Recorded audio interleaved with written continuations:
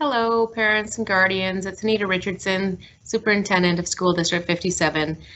Knowing that you have the option to return your students to school on Monday, just wanted to reach out and give you a more thorough idea of what our plan is for our restart in School District 57. So we'll just give you some information today. Hopefully it's helpful. And in the accompanying letter and documents that are posted on our website, it should more fully explain everything that we have in place for starting Monday, June 1st. So we'll just get started on our plan for return to school. And one of the things that is really important for us is our guiding sort of principles that we're working around and with.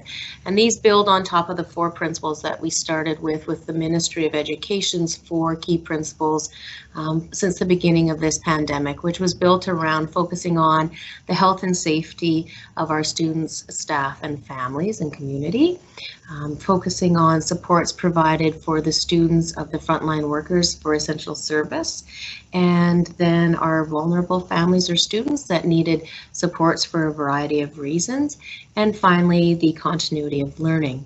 So building on those 4 principles, every school in School District 57 will adhere to the standards, guidelines, and direction from the Ministry of Education, the Provincial Health Officer, and WorkSafe BC. Those 3 organizations are working closely together to provide the framework that we are building all of our plans from. We have been collaborating with Northern Health, locally with WorkSafe BC, PGDTA, both of our QP unions, our District Parent Advisory Council, our District Student Advisory Council, Clayton and McLeod Lake Indian Band, to make sure that our plan is meeting the needs from all of those perspectives.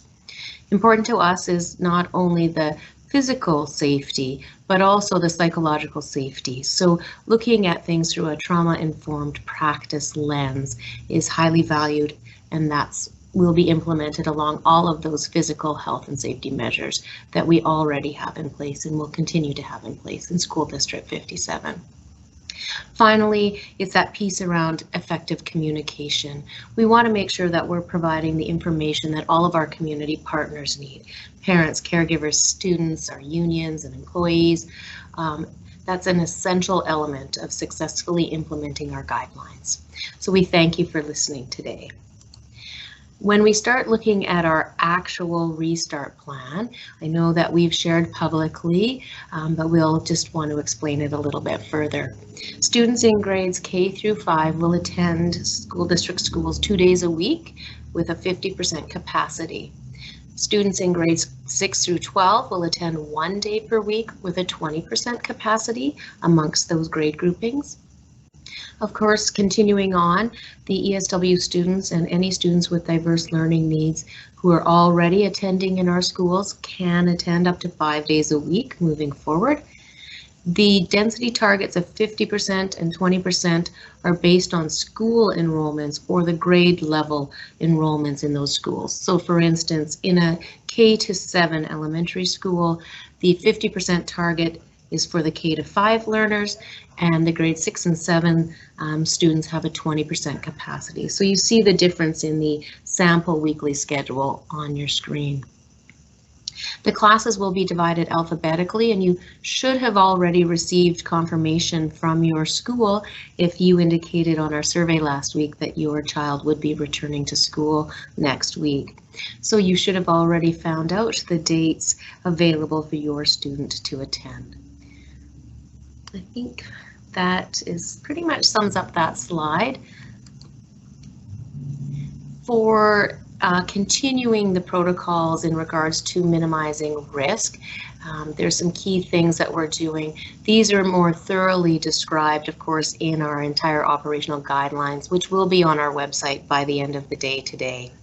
So first off, those clear site-based protocols for staff and students when entering and exiting the site, just like you might see at the grocery stores or some of our smaller retail outlets where there's some very clear protocols around entering and exiting. All sites will also have a clear process to assess the wellness of their staff and students.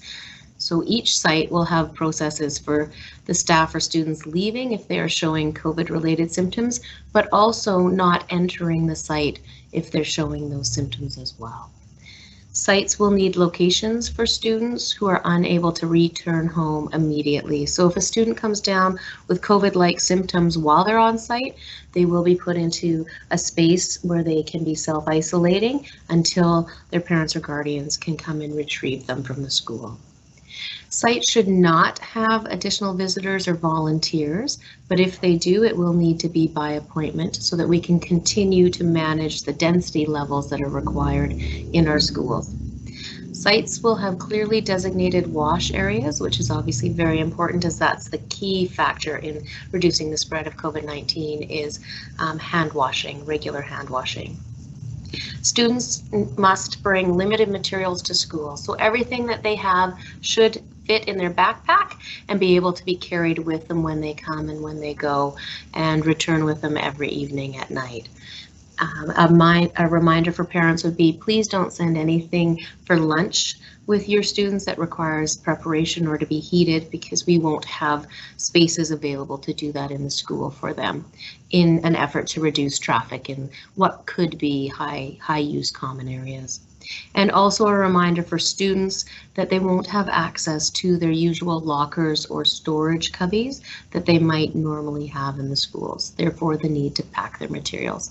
The final note on this slide speaks to our playgrounds, which are currently closed, but we do have a plan to reopen. Our goal is to have all of our playgrounds open for Friday, June 5th, but we are working with our partner municipalities to make sure that we can be in alignment with each other. In regards to student transportation and buses, we are working closely with Diversified Transportation so that they understand all of the safety protocols that are required, and we know that they are going to adhere to the BC CDC Cleaning and Disinfectants for Public Settings document, which is linked to this presentation. Some of those additional measures that are required in that document are listed here. First one would be, if at all possible, for personal use, parents, guardians, to transport their own child to and from school. So if that's a possibility for you, that is what our government encourages you to do if possible.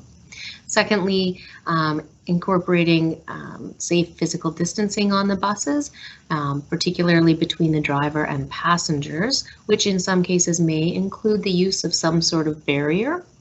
So your children may see that. Students also, to enforce that distancing, would be sitting in their own seat unless they are of the same family who lives in the same household, and then they may share a seat. And staff are not able to transport students in private vehicles at this time because of the inability to observe the physical distancing. And the last slide is really something that we're including in the package for you today as well, is what students can expect when they return to school.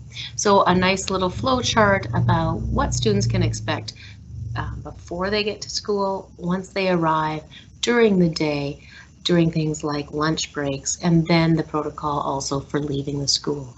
So I would encourage you, if your child is returning to their school site, to please review the flowchart and have some idea of what that might look like for their return next week. I just would like to close by saying that we are very excited to have your children return to our schools.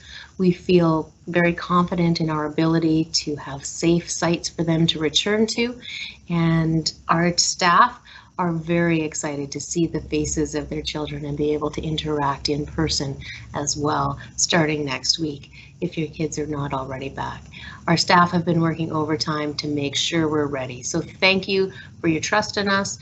We look forward to continuing to serve your students and your families' needs in the coming month and into next year as well. I wish you all a fabulous weekend. Take care. Bye-bye.